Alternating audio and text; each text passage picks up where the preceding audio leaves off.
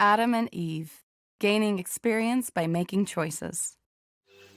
Adam and Eve were the first of Heavenly Father's children to live on earth. They lived in the beautiful Garden of Eden, surrounded by all sorts of plants and trees. God, our Heavenly Father, and the Lord Jesus Christ visited them and talked to them. God let them eat the fruit of every tree but one. If they ate from the tree of knowledge of good and evil, they would have to leave the garden and would eventually die. Satan lied to Adam and Eve. Satan said if they ate the fruit, they would know good and evil, but they would not die.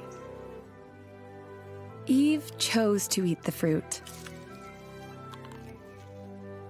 Eve gave Adam some of the fruit. He also chose to eat it. God and the Lord visited them, but Adam and Eve were afraid and hid. God asked if they had eaten the fruit of the tree of knowledge of good and evil. Adam and Eve told God that they chose to eat the fruit. Because of their choice, they had to leave the Garden of Eden. They were separated from God, but He had a plan for them. Now they knew right from wrong and could have children. Adam and Eve promised to obey all of God's commandments. They were taught to make animal sacrifices. As they obeyed, they learned more about God's Son, Jesus Christ. They both felt great joy because He would help their family return to God.